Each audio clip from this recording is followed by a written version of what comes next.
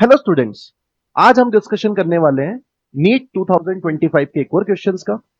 आप बोल सकते हैं कि ऑर्गेनिक केमिस्ट्री पे बेस्ड ये क्वेश्चन है और कॉन्सेप्ट यूज करेंगे हम यहाँ पे आइसोमेरिज्म चैप्टर। तो सबसे पहले क्वेश्चंस को रीड करते हैं। क्वेश्चंस में आपको फाइंड करना है total number of possible isomer both structural as well as stereo. ध्यान देने वाली बात यह है बेटा कि आपको स्ट्रक्चर भी फाइंड करने हैं एंड स्टीरियो भी फाइंड करने हैं।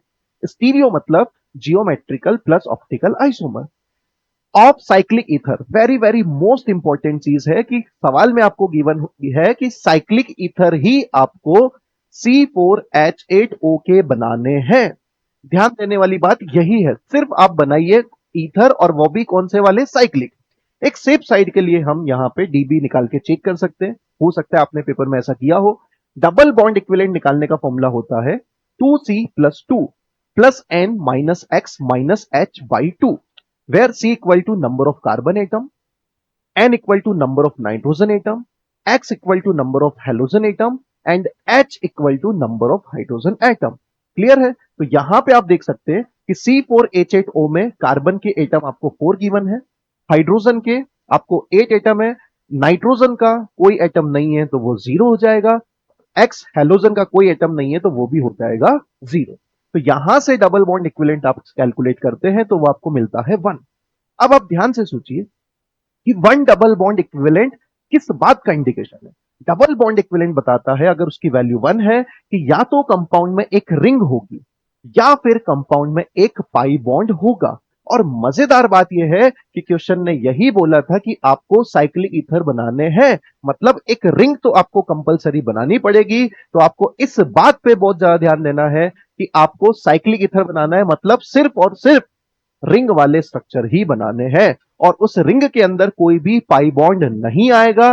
बिकॉज अगर आप पाई बॉन्ड लगा देंगे तो डीबी की वैल्यू 2 हो जाती है, आपका मॉलिक्यूलर फॉर्मूला मैच नहीं होता है। तो ये तो बात हो गई प्रॉपर कॉन्सेप्ट की।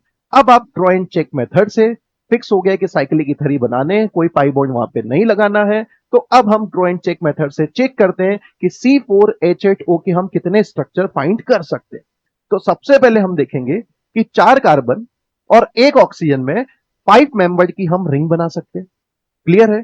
उसके बाद यहां पे एक कार्बन एटम को कम करें, 4 मेंबर्ड की रिंग बनाए और एक कार्बन को बाहर सब्स्टिट्यूट लगाए। उसके बाद इस सब्स्टिट्यूट को हम रोटेट करने की कोशिश करें। आप देखोगे इस ऑक्सीजन के बाजू वाले कार्बन पे यहां पे लगा हुआ है CH3, इसको रोटेट किया तो ऑक्सीजन के एक कार्बन को छोड़ के आ गया है CH3, मतलब ये दोनों स्ट्रक्चर आपके डिफरेंट हैं।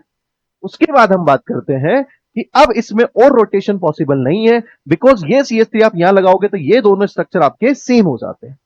क्लियर है?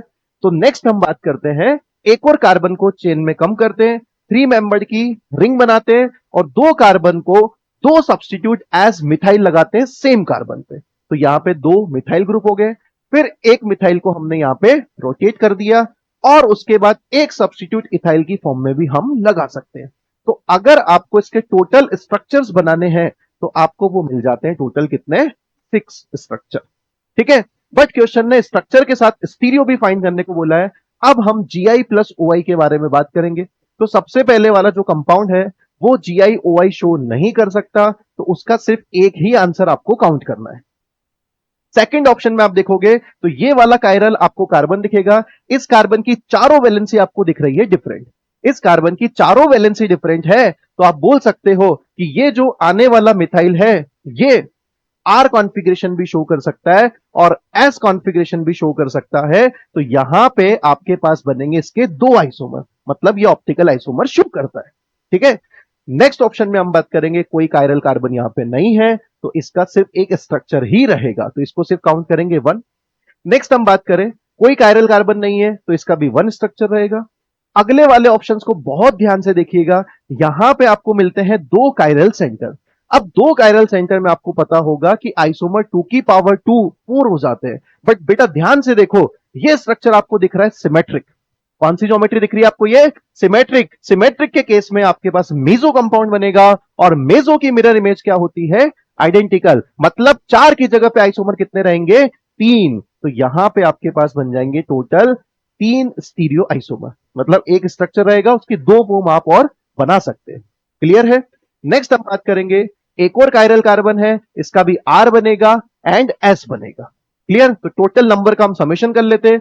1 + 2 3 + 1 4 + 1 5, 5 + 3 हो गया 8 और 8 + 2 हो जाएगा 10। तो C4H8O के टोटल आइसोमर हमें मिल चुके हैं कितने? 10। तो फाइनल आंसर आप लोगों ने टिक किया होगा ऑप्शन नंबर 10। क्लियर हो गया बेटा? Thank you.